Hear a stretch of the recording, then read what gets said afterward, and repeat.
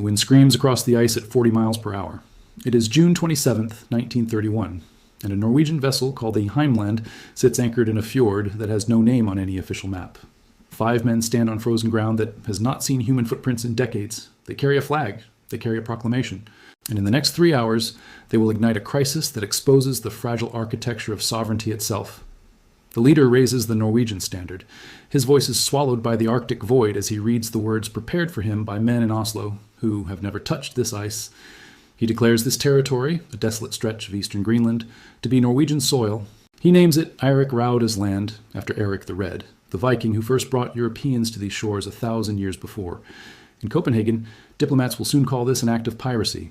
In Oslo, ministers will call it a correction of historical injustice. But the truth is simpler and colder than either narrative. This is not about heritage. This is not about exploration.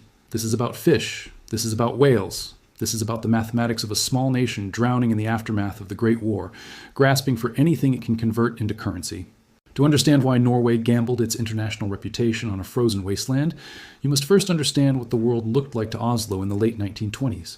Norway had emerged from the First World War technically neutral, but economically devastated. Its merchant fleet, once the backbone of its prosperity, had been decimated by German submarines. The country had borrowed heavily to rebuild. The krone had collapsed and been revalued twice in a decade. Unemployment festered. Banks failed in cascades. And then the global depression arrived. By 1930, Norwegian exports had cratered. The fishing industry, which employed a quarter of the working population, was being strangled by international competition and collapsing prices. Norwegian whalers and sealers had operated in the waters around Greenland for generations, but they did so under Danish regulation, paying Danish fees, following Danish quotas. Every year, Norwegian ships harvested the Arctic, and every year, a portion of that wealth flowed to Copenhagen.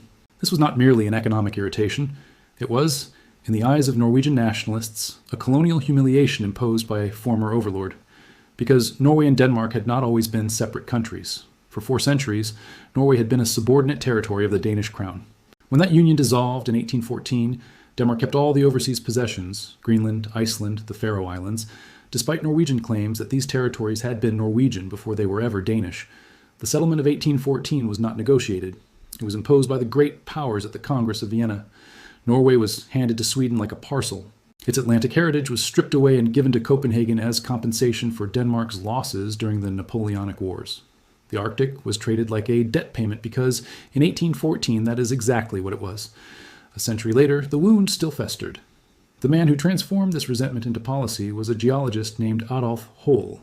He had spent years mapping Greenland's eastern coast, and he understood something that most diplomats did not. Sovereignty in the Arctic was not determined by historical claims or ethnic lineages. It was determined by presence, by use, by the ability to project administrative control over territory that no one else wanted badly enough to contest. Hoel looked at eastern Greenland and saw a vacuum. The Danish government had declared sovereignty over the entire island in 1921, but it administered only the western coast. The east was empty. No Danish settlements, no Danish police, no Danish anything. Just ice, rock, and Norwegian hunting stations that Copenhagen pretended did not exist. If Norway could establish a permanent presence, scientific stations, weather outposts, administrative offices, it could argue that Denmark's claim was merely theoretical. Paper sovereignty, the kind that dissolves when confronted with boots on the ground. Hoel lobbied tirelessly. He found allies in the shipping industry, the fishing lobby, and eventually in the government itself. By 1930, a coalition of nationalist politicians and commercial interests had formed around a simple premise. If Denmark would not share Greenland, Norway would take what it needed. The occupation of Erik Raude's land was not, technically, a military operation. There were no soldiers, no warships, just 5 men with a flag and a document. But the message was unmistakable. Norway was challenging the international order in the Arctic. It was asserting that possession trumped proclamation. The economic necessity created its own legality. Denmark responded with outrage and something far more dangerous, lawyers. Within weeks, Copenhagen had filed a complaint with the Permanent Court of International Justice in The Hague. This was the tribunal established by the League of Nations to resolve disputes between civilized countries without resort to war. It was, in theory, the embodiment of the new international order, a world where contracts replaced canons, where grievances were adjudicated by judges instead of admirals. Denmark understood that it could not win a physical confrontation with Norway. The two countries were roughly equal in population and military capacity. A war over Greenland would be ruinous for both and likely invite intervention by larger powers who had their own Arctic ambitions. But in a courtroom, Denmark held every advantage. It had the paperwork. The Danish case rested on a simple principle: continuous and peaceful exercise of sovereignty. Denmark had claimed Greenland for centuries. It had administered the territory, however loosely. It had signed treaties with other nations recognizing its authority. Norway had signed some of those treaties. In 1924, Oslo had explicitly acknowledged Danish sovereignty over all of Greenland in exchange for Danish recognition of Norwegian claims to Svalbard, another Arctic archipelago. This was the document that would destroy Norway's case, not a military defeat, not an economic blockade, a signature on a piece of paper that Norwegian diplomats had traded away 7 years earlier without fully understanding what they were surrendering. The trial lasted 2 years. Lawyers from both nations presented mountains of evidence: medieval chronicles, Viking sagas, expedition logs, trading records, diplomatic correspondence spanning 5 centuries. Norway argued that Danish sovereignty had lapsed through neglect, that eastern Greenland had been Terra Nullius, land belonging to no one, open to legitimate occupation by any state willing to use it. Denmark argued that sovereignty was not a muscle that atrophied without exercise, that international law recognized claims based on historical title, not just physical presence, that Norway had acknowledged this principle repeatedly and could not now pretend otherwise. In April 1933, the court delivered its verdict. Denmark won, completely, unanimously. The judges ruled that Norway's occupation was illegal, that Danish sovereignty over all of Greenland was valid and had never lapsed, that Norway was obligated to withdraw immediately and refrain from any further encroachment. Oslo complied. There was no choice. To defy the court would be to declare Norway an outlaw state, to invite sanctions, to destroy the international relationships that a small trading nation needed to survive. The flag came down. The proclamations were rescinded.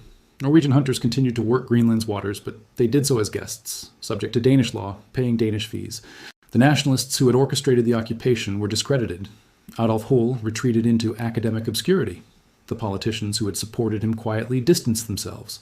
The whole affair was reframed as an embarrassing excess, a momentary lapse in judgment by a young nation still learning how to conduct itself on the international stage.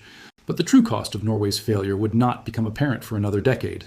When Germany invaded Denmark in April 1940, Greenland suddenly became one of the most strategically important territories on Earth. It sat astride the North Atlantic shipping lanes. Its weather stations could track the storms that shaped European battle conditions. Its airfields could extend the range of patrol aircraft hunting German submarines. Denmark was occupied. Its government was compromised. And Greenland was suddenly orphaned, a colonial territory whose mother country no longer existed as a sovereign state. The United States moved immediately. In April 1941, Washington signed an agreement with a Danish ambassador in exile, granting America the right to establish military bases throughout Greenland for the duration of the war. The Danes had no leverage to refuse. The Americans had no intention of asking twice. Those bases were never fully returned. After the war, as the Cold War calcified, Greenland became a cornerstone of American Arctic strategy.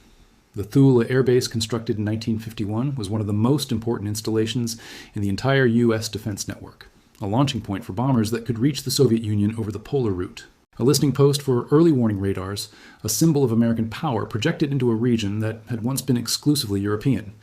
Denmark retained nominal sovereignty. The Greenlandic people retained their ice and their isolation, but the decisions that mattered, where to build, what to monitor, who could enter, and who could not, those decisions were made in Washington, not Copenhagen, and certainly not Nuuk. If Norway had succeeded in 1931, everything would have been different. A Norwegian Greenland would not have been handed to America so easily. Oslo was not occupied during the war. Its government was not compromised. It would have negotiated from a position of strength, or at least equivalence, rather than from the desperation of exile. The American bases might never have been built, or might have been built under terms that preserved genuine Nordic sovereignty. But Norway did not succeed. It reached for an empire and grasped only humiliation. And in the void left by that failure, a greater power stepped forward. The lesson was not lost on anyone who paid attention. Sovereignty in the Arctic was never truly about flags or proclamations, or even legal judgments. It was about capacity, about who could project power into a frozen wilderness where survival itself required industrial support, about who was willing to pay the price of presence when the costs were measured not in money but in strategic commitment. Norway could not afford that price. Denmark could not afford it either, though it pretended otherwise for decades. Only the United States had the resources to transform Greenland from a frozen afterthought into a military asset, and so only the United States would ultimately control it, regardless of what the map said or what the courts ruled. Today, Greenland drifts toward independence. Its people speak of self-determination, reclaiming their land from colonial powers, both European and American.